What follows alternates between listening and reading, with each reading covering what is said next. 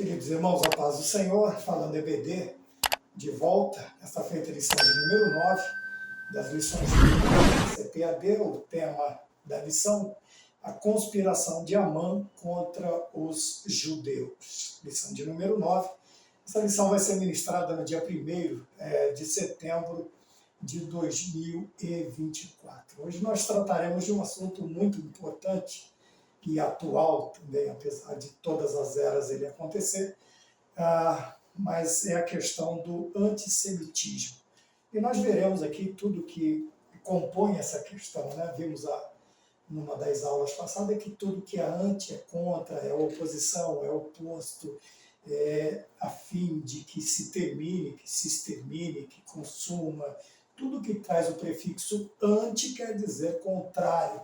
E nós vamos falar sobre isso nesta noite, tá bom? Uma forma diferente, traremos uma forma diferente, porque o nosso intuito sempre foi o de ajudar, de cooperar nesses quase 40 anos, aí, quase 4 décadas, trabalhando com a igreja e com a palavra de Deus, sempre foi o intuito de ajudar, de contribuir, nunca de causar nenhum tipo de transtorno. Então, a partir de hoje, né, as nossas aulas, os nossos encontros, eles terão um formato diferente, uma apresentação diferente, para que nós também tenhamos sossego naquilo que já temos, né, que temos feito, que temos o intento de fazer também. Então, a lição de número 9, ela traz o tema conspiração de Amã contra os judeus. E a definição de conspiração é o ato de quem busca prejudicar alguém com a ajuda de outros. Então, veja aqui, uma coisa é alguém se levantar, outra é criar uma conspiração, quer dizer, é buscar o prejuízo não sozinho, mas com a ajuda de outras pessoas, ou de um grande número de pessoas contra alguém, contra alguma coisa, contra uma nação. Então, quando falamos sobre conspiração, nós estamos falando do ato de quem busca prejudicar alguém com a ajuda de outros. É nesse sentido que a lição ela vai tomar parte neste momento, nestes horários que nós teremos aqui hoje. Tá bem? No texto áureo, que se encontra no Evangelho segundo escreveu Mateus, capítulo de número 10, o versículo de número 22, está escrito desta maneira: E odiado de todos sereis por causa do meu nome, mas aquele que perseverar até o fim será salvo. Uma coisa, algo também que o Senhor Jesus Cristo, ele vaticinou, ele nos lembrou de que seríamos odiados por muitos, odiados de muitos, perseguidos, haveriam conspirações contra os servos de Deus, contra a igreja, contra tanto do Antigo quanto do Novo Testamento. E a verdade prática nos traz uma realidade muito interessante. Por quê? Porque o inverso disso nos torna inimigos de Deus. Veja, quando nos tornamos agradáveis ao mundo, é sinal de que nossa fidelidade a Deus está em crise. Olha que coisa interessante. Obviamente que óbvio, quer dizer, me perdoe, é óbvio que não ser benquisto, ou no caso aqui, como diz o versículo de número 22, ser odiado não é uma coisa agradável. E nem todo mundo se esforça para isso, lógico que não. Porém, há uma particularidade na vida do cristão que suscita nos demais esta ira, esta revolta, este ódio, esta conspiração contra ele. E isso nós não forçamos, nós não buscamos. É que, infelizmente, como eu postei algo, uns 10, 20 minutinhos a respeito da palavra de Deus, é que o simples fato de você pertencer a Cristo, de você ter uma ideia, de você se posicionar de maneira diferente às trevas, obviamente suscitará contra você a perseguição. Então, senhor professor, senhor superintendente, senhor pastor e querido aluno da Escola Bíblica Dominical, nós precisamos entender isto aqui, que quando nos tornamos amigáveis demais ao mundo, ou amigáveis ao mundo, é sinal de que a nossa fidelidade a Deus está em crise. Quanto mais nos aproximamos desse sistema, mais nós demonstramos que nos afastamos do outro sistema, que deveria ser aquele que controlaria a nossa vida, quer dizer, o sistema do reino de Deus, o sistema do reino do Senhor. Então nós precisamos tomar cuidado com isso. E partindo desta introdução, temos também a introdução da lição, e como os irmãos sabem, nós sempre destacamos algo que pula, que salta aos nossos olhos e que consideramos interessante na questão do ensinamento, na questão da doutrina para a classe da escola dominical, tendo em vista que nós realmente ficamos presos à lição e à revista, porque, assim como os demais irmãos, né, sempre tem o subsídio, que é muito importante. Acompanho muitos e quero agradecer a todos os que têm nos ajudado, que têm se engajado nesta luta conosco e nós com eles, para que a divulgação da palavra de Deus ela seja mais ampla, mais constante e alcance um número maior de pessoas. Então, a todos os irmãos, sejam inscritos, sejam não, canais de escola bíblica dominical ou teológico que têm nos apoiado e que também temos procurado aprender com eles. Que Deus abençoe a cada um de vocês, tá bom? Gostando do conteúdo, se isso está te fazendo bem, comente, compartilhe, se inscreva, né?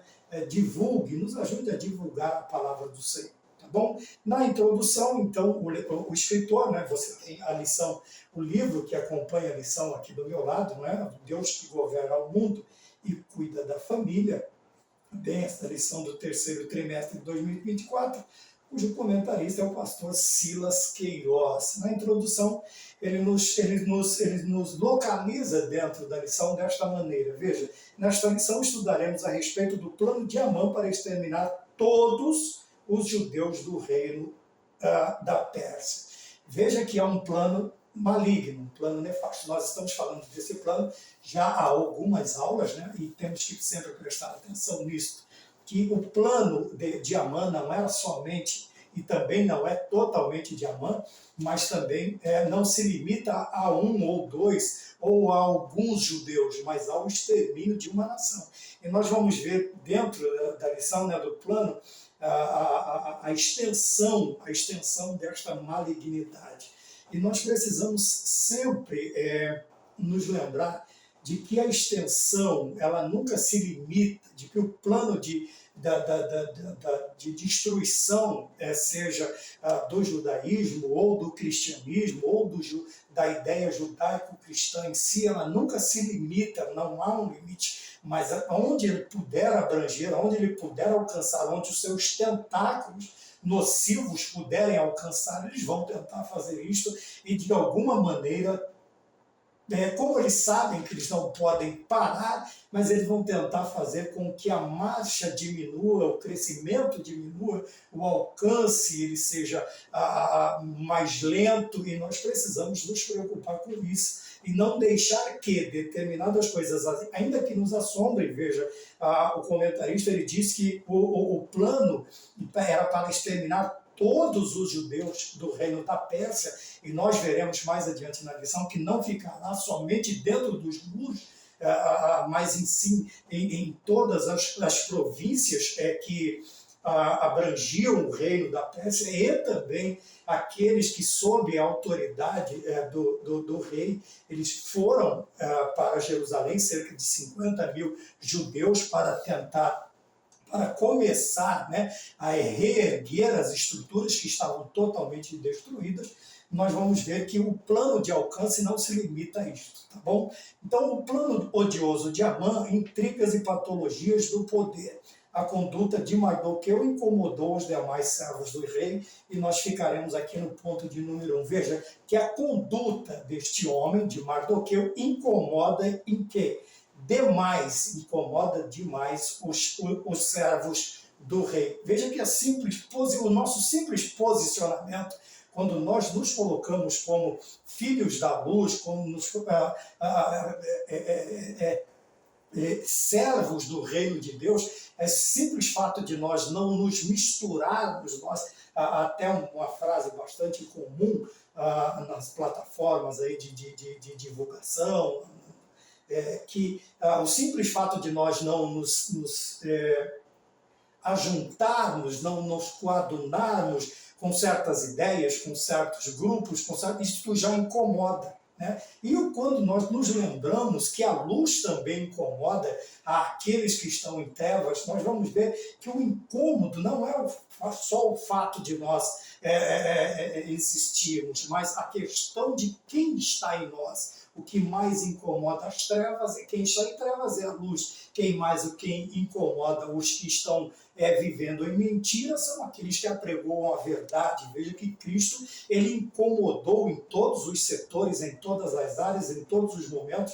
O simples fato da presença de Cristo em determinados lugares já incomodava tanto homens, mulheres, líderes religiosos e assim sucessivamente. Não foi diferente com Amã, a conduta de Amã. Então, querido aluno, veja bem, nós precisamos nos conduzir, nós temos que nos comportar de uma tal maneira.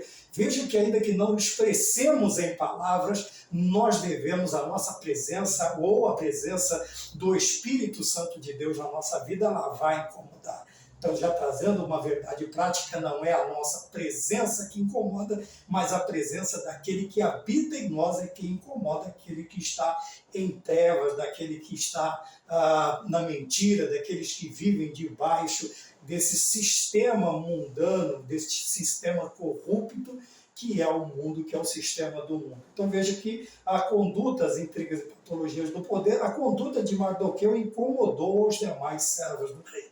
E, obviamente, nós já estamos aí na 9ª lição, temos um contato amplo com os acontecimentos da história e nós sabemos o que acontece com este incômodo. Amã se incomoda, os servos de rei se incomodam, eles vão incomodar o rei que se incomoda também e criam um decreto. Tudo isso por causa de uma conduta. Veja, se nós tão somente nos comportarmos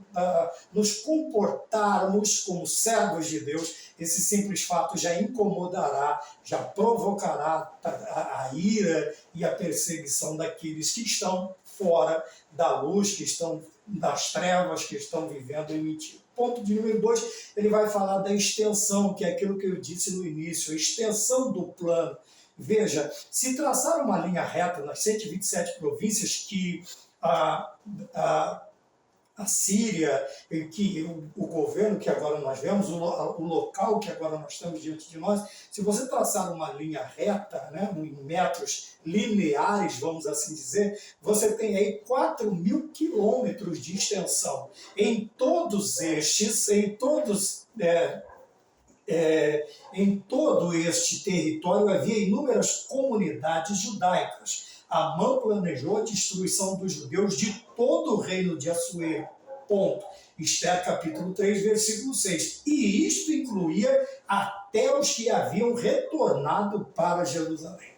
Olha que coisa interessante. 4.000 quilômetros era a extensão das 127 províncias. Veja que o alcance, a extensão da ira, ela não se limita somente ao Império Persa, ao que estava debaixo, mas também àqueles que já haviam saído do lugar, já estavam lá em Jerusalém. Ele não queria somente atrapalhar, ele não queria somente reduzir a marcha, ele queria exterminar. E a extensão, veja, vai até além dos muros do reino, dos limites do reino aqui, que agora estão debaixo como um dos principais príncipes, que Amã era. Ele vai alcançar todo este limite, aí, toda esta extensão linear. Ele coloca aqui, se você colocar em linha reta, né, uma medida linear, você vai ter aí 4.000 quilômetros e havia inúmeras comunidades judaicas. O reino de Assuero era muito extenso. Nós vimos na aula passada que abrangia 127 províncias. 127 províncias era todo este plano. E nós vemos que a ira, veja que a simples conduta de Amã e de Esther também, nós estamos falando de 2 livros importantíssimos que trazem o nome de mulheres, né, tanto Esther quanto Ruth, e agora nós estamos tratando mais especificamente do livro de Esther. No Esther nós temos a história de Mardoqueu, seu primo que a cria como filha, né, o seu pai adotivo. Então nós vemos aqui a extensão do plano. Nós não podemos, irmãos, de maneira alguma, nós não podemos, vamos dizer assim, menosprezar a astúcia, não podemos menosprezar a extensão, não podemos menosprezar as patologias do poder. Porque quando nós achamos que algo é grande, nós vamos nos deparar com coisa realmente maior e muito mais nociva. O aluno, o professor, o superintendente, ele precisa se ater a isto e explicar aos seus alunos, e explicar àqueles que estão sob a sua batuta, que ele precisa ter um determinado, vamos dizer assim, uma determinada noção daquilo que ele está enfrentando, né? Daquilo que nós estamos enfrentando. Então veja que ele planeja a destruição de todos os deuses, não somente os que estão nos limites do reinado de Assuero, mas até aqueles cerca de 50 mil que já haviam ido embora para Jerusalém, para começar a reedificação de Jerusalém, de Israel, eles também estão na lista. Então a extensão da ira, propriamente dita, agora uma aplicação pessoal do inimigo das nossas almas contra nós, não se limita somente a nós, mas se ele pudesse, como diz a Bíblia, ele enganaria até os escolhidos. Veja que a extensão dele é mundial. A extensão da astúcia e o oportunismo, a parte 3, dentro do plano odioso de Amã, o escritor nos diz assim: Amã convenceu Assuero, escondendo a sua verdadeira motivação, que era pessoal. Então está aqui a estultícia, está aqui o oportunismo, né, de uma pessoa, de um coração extremamente ruim, nocivo e perseguidor. Ele vai com uma ideia, porém, nas entrelinhas da sua ideia, o seu pensamento era totalmente outro, não era somente aquilo. Ele vai até o rei, ele provoca, nós vimos em algumas lições passadas, ele provoca o ego de Assuero, ele vai cutucar, você é o rei e estão desobedecendo. Nós vemos lá desde o início, Nabucodonosor também é tocado no seu egoísmo. Existem jovens judeus que não se inclinam, não te obedecem, mas a ideia não é esta. Veja que nas entrelinhas, aqui, no caso aqui com Assuero, nós vamos sempre nos lembrar, fazemos pontes das lições que nós já tivemos, então nós vamos sempre nos lembrar disso. Veja que ele esconde a sua verdadeira motivação, que era uma motivação pessoal. Tá? Nós sabemos a descendência de Amã, nós sabemos quem era o avô, um dos reis da linhagem de Amã,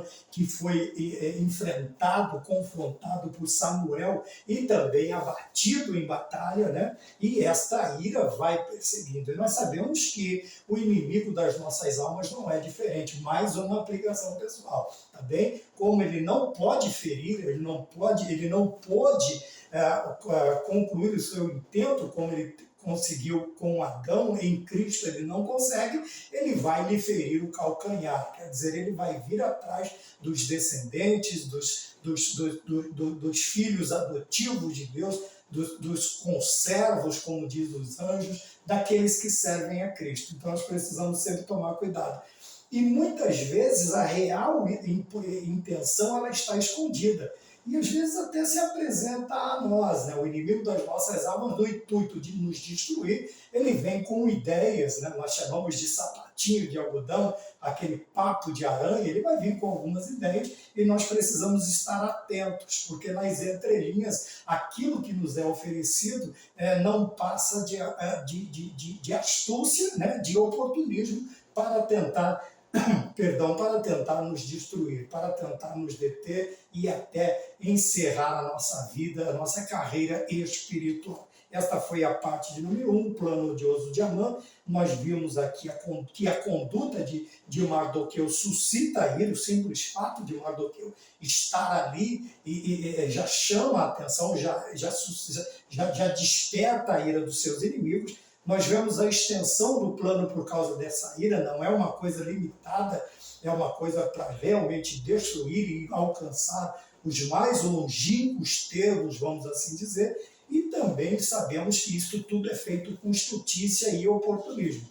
Também existem muitos que conseguem cair ainda na conversa, vamos dizer assim, no conto de um determinado de uma determinada classe, consegue cair nesse conto ainda, achando que o inimigo das nossas almas ele tem alguma certa bondade, e até nós vemos isto sendo exposto em ideias com pessoas influentes, né? Adoradores satanistas, adoradores de demônios, que eles vão trazendo esta ideia, tentando colocar uma máscara para esconder um pouco, vamos dizer assim, a feiura, não como a Bíblia ela nunca vai expor, né, como ser, a não ser em figuras, mas tentando colocar uma máscara bonitinha naquele que quer nos devorar, que quer exterminar a nossa vida. Precisamos tomar cuidado quanto a isso. Senhor professor, alerte os seus alunos quanto à estultícia do inimigo das nossas almas. Tá bom?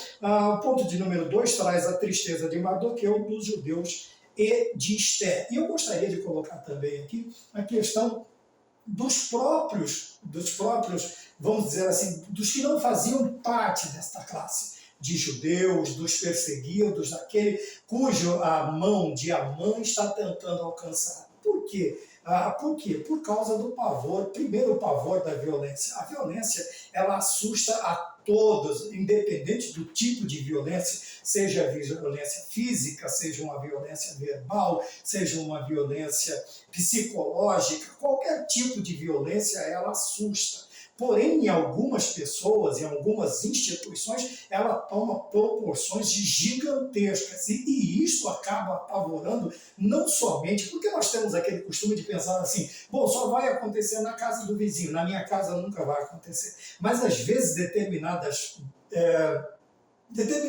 planos, né, para não sermos interpretados de uma maneira diferente daquilo que nós queremos transmitir, determinados planos eles tomam proporções tão grandes que acabam assustando até aqueles que não fazem parte daqueles que são perseguidos, daqueles que estão incluídos neste plano de destruição. Então nós vemos aqui o ponto 2 vai falar da tristeza dos personagens propriamente ditos judeus e também dos não-judeus. Por quê? Veja, porque Amã ele destila todo o seu ódio no texto que preparou. Não há registro de levante algum do judeu.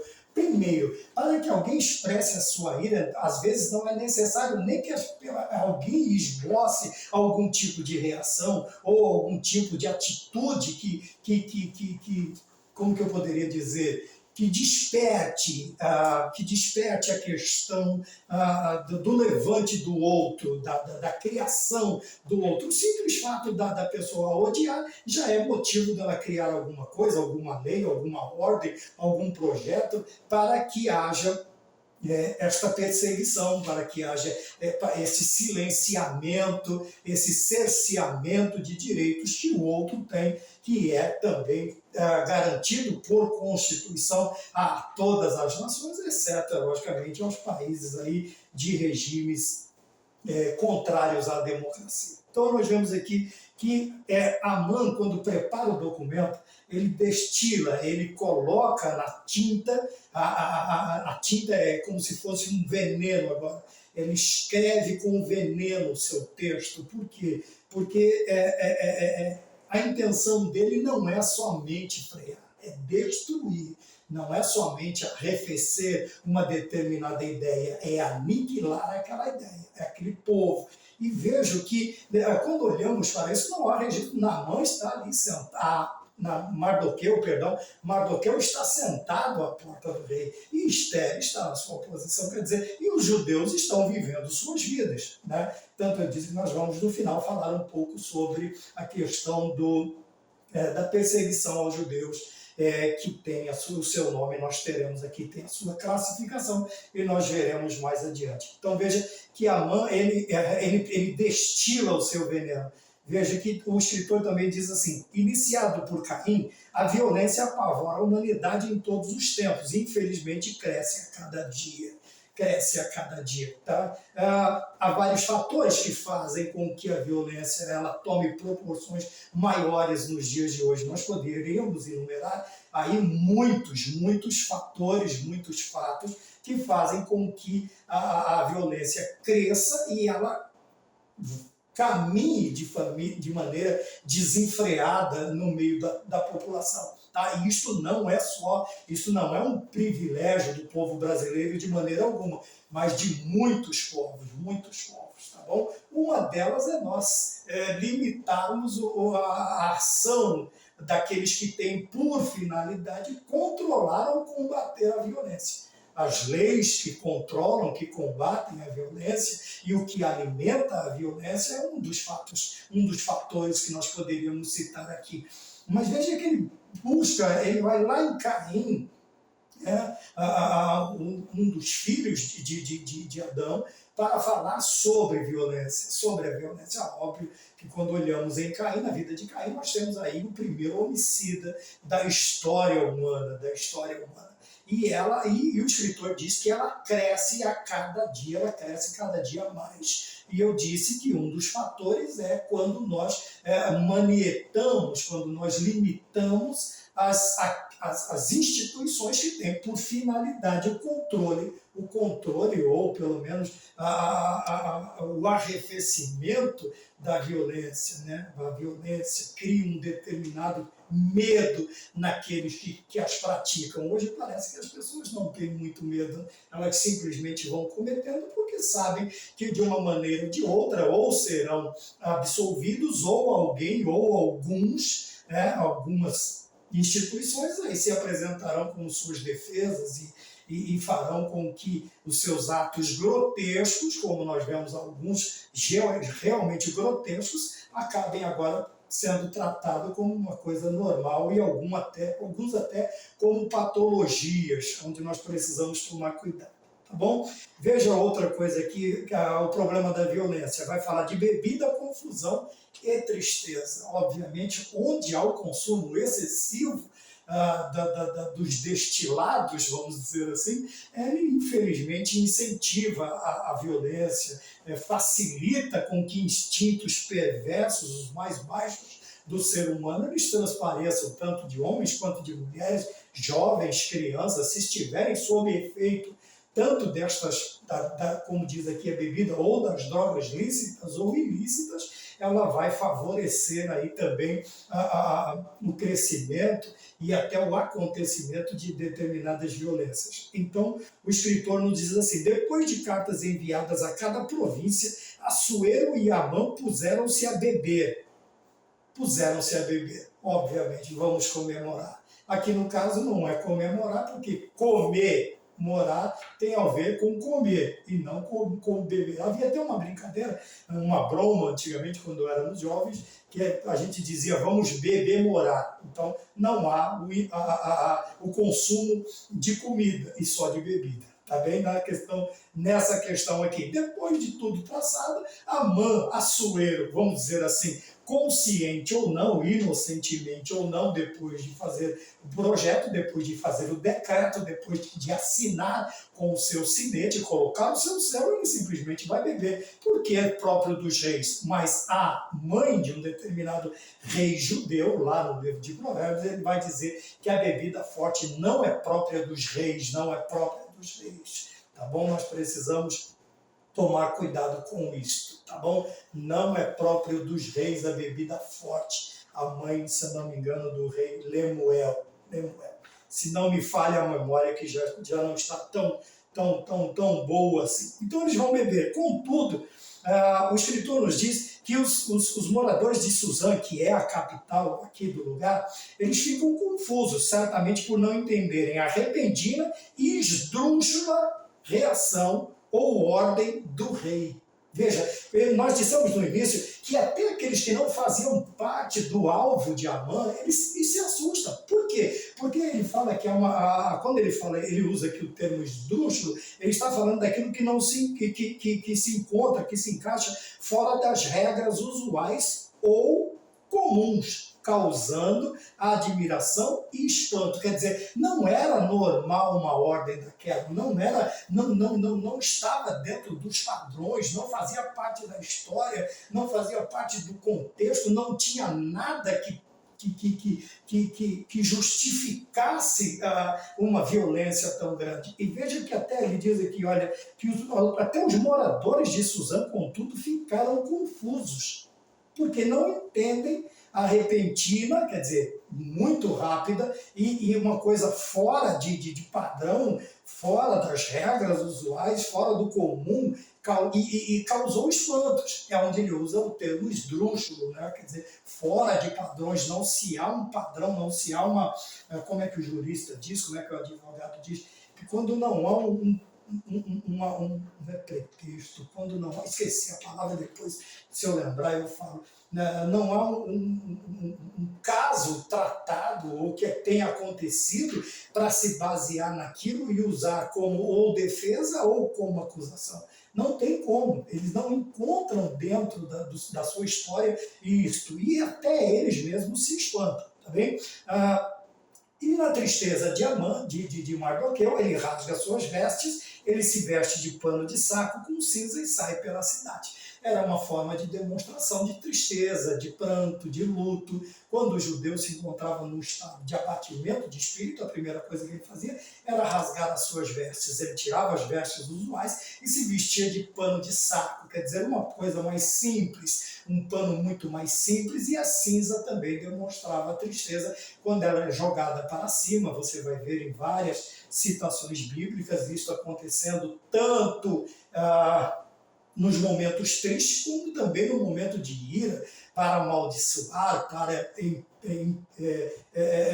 mostrar indignação. Você vai ver pessoas jogando cinzas e amaldiçoando pessoas. Então, é um costume judeu rasgar a veste, né, com um sinal de tristeza, de indignação, uma roupa um pouco mais simples, ou muito mais simples, e as cinzas sendo lançadas como sinal, aqui no caso de Mardoqueu e dos demais judeus, como tristeza por causa deste decreto. Não havia qualquer tipo de esperança. É por isso que foi mencionado no início, na lição de número 6, o livro de Esther, a questão de não se mencionar o nome de Deus no livro em si. Porém, nós notamos a mão soberana de Deus em todo o livro, demonstrando o seu poderio, o seu controle e a sua soberania para que os seus planos salvíficos eles tenham um bom termo. Então você vai ver Deus agindo em todas as horas, em todos os momentos, dentro deste livro. Tá? Então nós vemos aí que a bebida traz a confusão, nós vemos o ato de tristeza, não somente de Mardoqueu, mas de todos os judeus, rasgando suas vestes. Tá? E também nós vemos aqui que havia um clima de luto, com jejum, choro e lamentação. Tá? E a explicação, como eu acabei de dizer, só Deus pode frear a impetuosa maldade humana. Ora, o homem, quando está possuído de ira, ele vai aos seus mais primitivos instintos, vamos dizer assim. Quando eu digo primitivo, eu não estou falando de milhões de anos, não, estou falando dos mais baixos instintos. E nós vemos que o homem é capaz, né? O homem, generalizando, a raça humana é capaz de produzir os mais atrozes, vamos dizer assim, crimes, os mais atrozes pensamentos colocados em prática. Né? Nós vemos aí crimes que chocam a humanidade, não só onde aconteceu, mas aonde alcançar esta notícia, vai haver uma tristeza e um pavor, né? Um medo, como diz o texto subtópico de número 1, do tópico 2, o pavor da violência. Tem pessoas que podem até dizer, eu não acredito que um ser humano seja capaz de fazer isto, pois eu te digo, meu amigo, o ser humano é capaz de coisa muito pior do que nós pensamos. 3, crise e clamor. Como eu disse, somente Deus pode frear esta impetuosidade, né, da maldade humana. 3, crise e clamor.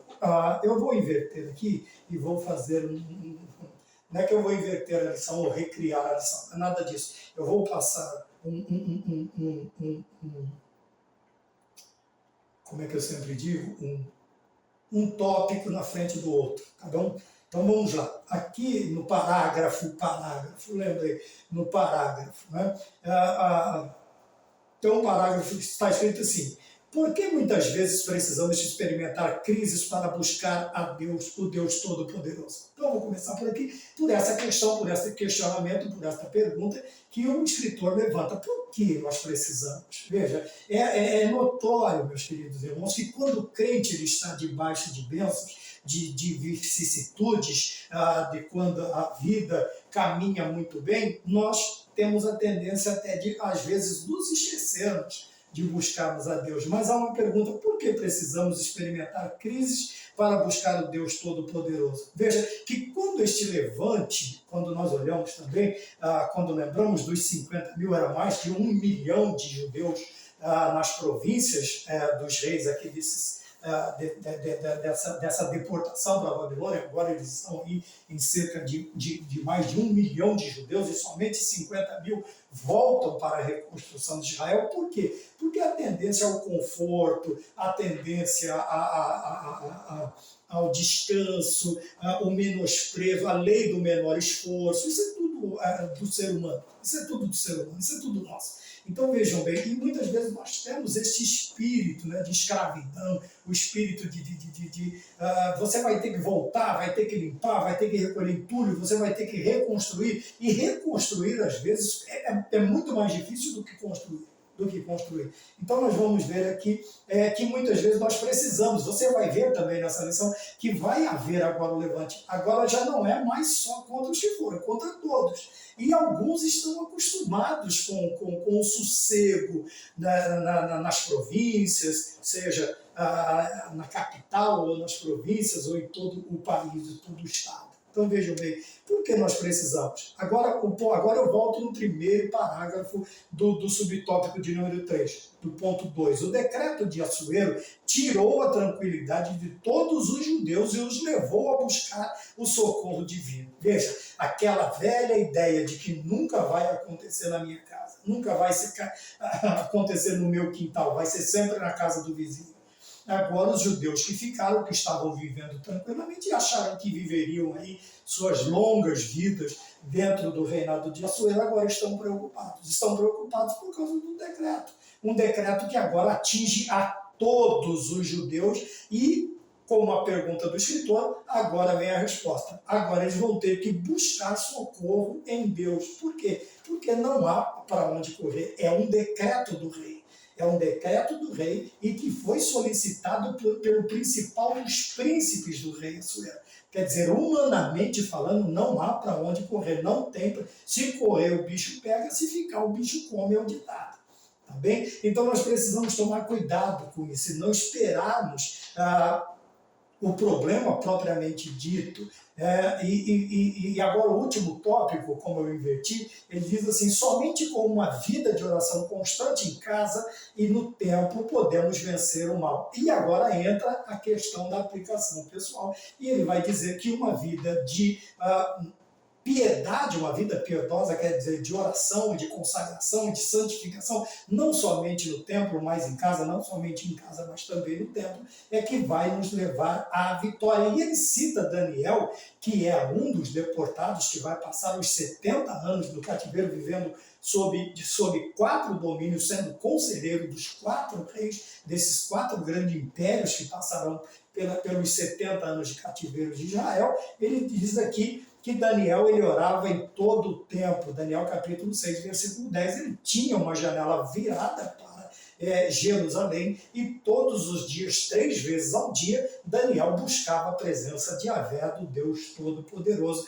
E isto também tem que fazer parte da vida do cristão. O cristão que realmente quer viver, ele precisa ter uma vida de oração, uma sós com Deus, uma comunhão mais íntima, mais estreita, como diz o nordestino, arrochando o nó na questão da proximidade de Deus. Ele diz aqui: somente uma vida de constante oração em casa e no templo podemos vencer o mal. Tá bem? Ponto de número 3, o perigo e a crueldade do antissemitismo moderno. Tá? Então nós vamos trazendo desde o princípio o antissemitismo em todos os lugares que nós vemos. Né? Alguns aí até na falácia tentam minimizar, outros até negar a existência, mas infelizmente isto é uma vergonha. Né? Agora eu me lembrei de um determinado jornalista. Isso é uma vergonha, uma mancha terrível na história da humanidade. Isso não somente para os países que praticaram, mas para até os que se calaram. Eu tenho um livro aqui, eu não me lembro o tema, mas é mais ou menos assim: e o mundo se calou, o mundo silenciou, o mundo deve estar por aqui, onde vai falar. E muitas vezes, meus queridos irmãos, eu vou pegar este gancho, às vezes nós não praticamos, mas somos omissos. A omissão é um dos pecados mais terríveis também que pode haver na vida de um cristão, que pode existir na vida de qualquer ser humano. É o omisso, é aquele que fica em cima do muro. Ele não participa nem por sim, nem por não, mas ele fica ali em cima do muro. Ele também não participa, ele não tem opinião. Ele tem. E às vezes a omissão ela é ocasionada aí por covardia, né? por vamos dizer assim, por algum privilégio que você ou eu tenha e nós não queremos perder, então nos tornamos omissos em determinadas coisas. Veja, quando eu disse, é uma vergonha tanto para os que praticam quanto para os que se omitem nesta questão. E nós, como cristãos, obviamente, temos a nossa doutrina judaica cristã, o nosso Salvador é judeu, nasceu em Israel, Cristo Jesus, leão da tribo de Judá, e eu não quero me alongar neste assunto, porque é um assunto maravilhoso e eu vou me emocionar e as nossas características pentecostais vão aparecer, tá bom? Mas não seja omisso, não seja covarde, e nós muitas vezes somos. As faces do antissemitismo é o ponto de número 1. De forma prática, antissemitismo é a hostilidade sistemática contra os judeus, independente, né, de qual seja a forma. Veja que o escritor ele coloca aqui 3 faces de expressão deste ódio. Quer dizer, a face religiosa, a face nacionalista e a face racial. Tá bem? Nós precisamos tomar cuidado, tá? Em todos os sentidos. E como nós falamos muitas vezes em bullying, existem piadas que ao contador da anedota parece legal, bonitinho, mas quem está sofrendo está passando por constrangimento, por vergonha, tá? E às vezes até se torna irado. Então nós temos que tomar cuidado que nem tudo que se demonstra como piada, como brincadeira, principalmente nas formas de desenhos, né, de cartoons, de cartunistas, disto e daquilo, seja em periódicos, seja escritos, seja televisionado, radiofonizado, nós precisamos tomar cuidado, porque às vezes nós praticamos esses tipos de racismos aqui e muitas vezes, algumas vezes, inconscientemente, mas na maioria das vezes nós praticamos conscientemente aquilo. Nós sabemos o que estamos fazendo quando nós, algumas, vamos dizer, características físicas, elas são aumentadas, são expostas, são ridicularizadas e nós rimos, nós brincamos, nós zombamos, tá bom? Então nós precisamos tomar cuidado. E ela faz parte de uma forma de racismo, quando nós apresentamos, né? Quando nós apresentamos determinadas ideias que estão arraigadas no nosso sistema. Então vamos lá falar sobre esses 3 fatos. Né? A primeira ordem de confinamento de judeus em guetos não foi de Adolf Hitler, outra vergonha para a nossa história no século XX. Mas ele diz aqui que foi do Papa Paulo VI em 1555 e atingiu todos os estados papais por mais de 300 anos. O que é um confinamento? Ora, quem nunca assistiu um filme de época, né? Nós vamos ver esse tipo de coisa em todas as áreas. Nós vamos ver na Europa, houve um país também que perseguiu outras etnias menores e confinou em guetos e mandou para regiões extremamente geladas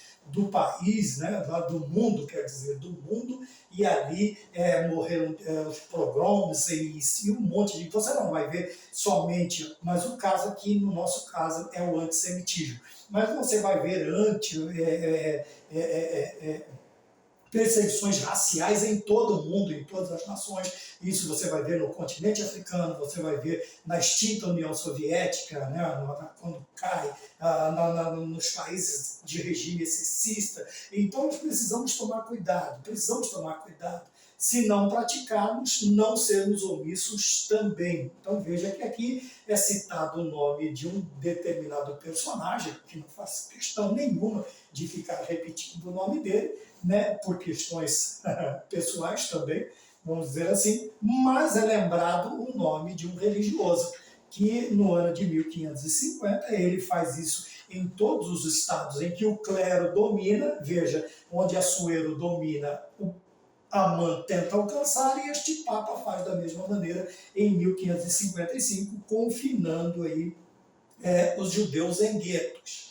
Tá bom? Se você assistir qualquer filme que você assistir, mas procure filmes bons, sadios para assistir, você vai ver relacionado primeiramente à perseguição, né, à retaliação, depois aos confinamentos, depois às deportações para campos e, infelizmente, depois nós sabemos o final de tudo isso, onde mais de 6 milhões de judeus, obviamente outras etnias, outras minorias, foram atingidos, mas judeus, mais de 6 milhões. A sagacidade, né, desses ataques militares eram mais concentrados sobre os judeus, tá bem? Então nós vemos o antissemitismo nacionalista, tem a ver com a nação, tem a ver com o Estado de Israel, né? 1948, nós temos aí a história, quando o voto de Minerva, dado por Oswaldo Graça Aranha, e Israel volta a ser denominado Estado em 1948, obviamente, depois nós temos algumas guerras,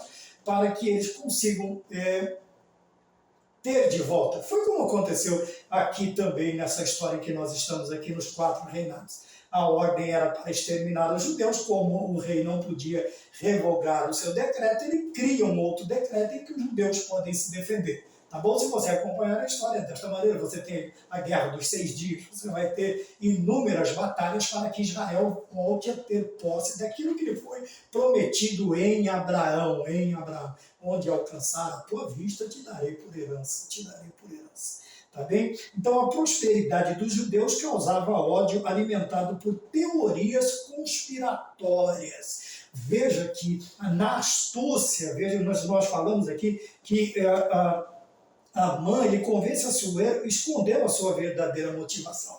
E aqui nós vemos novamente esta ideia, a mesma ideia, agora num período bem, né, quase que na nossa contemporaneidade, século XX, nós estamos no século XXI. Então veja, a prosperidade dos judeus causava ódio alimentado por teorias de conspiração. Você vai ver isso no decorrer, né? Toda a prosperidade judaica, né? Ou quando a nação, seja por inépcia política ou por qualquer tipo, uma catástrofe, o país cai em desgraça, qual é a primeira coisa que se faz? Colocar sobre um determinado povo, no caso o judeu, a culpa daquilo, colocando que eles são os sanguessugas, eles são isso, são aquilo. Nero fez isso com os cristãos também. Tá bom? Mas vamos sempre comparar a história, E, senhor professor, é bom que o senhor tenha também essas bases aí, de 39 a 45, nós temos a Primeira Guerra de 14 a 18, de 1914 a 1918, nós temos a Segunda Grande Guerra Mundial de 1939 a 1945, porém, veja que o programa começa lá em 1933, quando esse determinado cidadão aqui, que nós citamos o nome, ele começa aí como chanceler, ele começa assim a movimentar no meio político até alcançar aí ser um dos nomes mais proeminentes do mundo da sua época, conseguindo aí arrastar milhões e milhões de pessoas debaixo de uma ideologia funesta, assassina, e tudo que de ruim nós podemos colocar sobre a ideia que foi colocada neste momento em que nós tivemos aí 6 longos anos de uma guerra horrível, terrível, em que milhões e milhões de vidas foram ceifadas, tá bem? E de formas cruéis, mais baixas do instinto do ser humano. Então, durante a Segunda Guerra Mundial, de 39 a 45, Adolf Hitler protagonizou o antissemitismo da raça ariana. Quer dizer, quando uma raça, ela se julga superior ou melhor, obviamente, aquelas que são inferiores, qual é a tendência? Nós vamos ver isso em vários continentes até os dias de hoje. Quando uma determinada raça, uma determinada nação, uma determinada etnia, ela sobe ao poder, a etnia contrária, infelizmente, vai sofrer. Muitas baixas, perseguições, expulsões, assassinatos, uma infinidade de coisas. E esse cidadão, ele usou a cor, a tez, a cor de sua pele, a sua composição, vamos dizer assim, biológica, para mostrar que eram superiores aos outros. O que adianta, muitas vezes, por fora nós somos aí, quase que semideuses, brincadeira, mas o cérebro é do tamanho de uma ervilha, não adianta nada, não adianta ter bíceps, tríceps, braços, antebraços, não adianta ter uma caixa torácica avantajada, os membros inferiores avantajados e o cérebro sempre do tamanho do cérebro, ter o QI de uma ave, de um galináceo. Não adianta nada, é isso que acontece com as ideias extremistas. Eles sobrepõem em força, mas em racionalidade e em inteligência são totalmente inferiores e gostaria de usar adjetivos que não posso. E vamos ficar só nisso mesmo. O antissemitismo, hoje, o que os inimigos de Israel querem não é um acordo que lhes garanta um lugar para viver. Sua verdadeira causa é o extermínio do Estado de Israel. Tá bom? E isso nós podemos ver na história, tanto com Cristo quanto com o cristianismo e o judaísmo. A tendência não é ter ou criar um lugar ou lugares para que haja uma convivência pacífica. Isso não existe, tá bom? Isso não existe. A tendência é destruir, aniquilar sempre a minoria ou aqueles que não são desejados por determinadas pessoas, tá bom? Chegamos aí então, ao final da lição de número 9, que traz por título, vamos voltar lá, como eu disse, a mente já não nos ajuda tanto, a conspiração de Amã contra os judeus. E nós vemos que essa conspiração ela é moderna, ela é contemporânea e ela é cotidiana, tá bom? Nós passamos por esses processos todos os dias. Como eu disse, nós não podemos nos manter omissos, não podemos ser omissos, não podemos nos manter à parte, porque uma hora ou outra o decreto de Assuero espalha, meu amigo, e vai sobrar para todo mundo, tá bom? Que Deus nos abençoe, que Deus nos dê graça e a oportunidade de termos aí mais uma aula, se assim o Senhor Deus nos permitir. Que a paz do Senhor, que Deus te abençoe no nome do Senhor Jesus Cristo.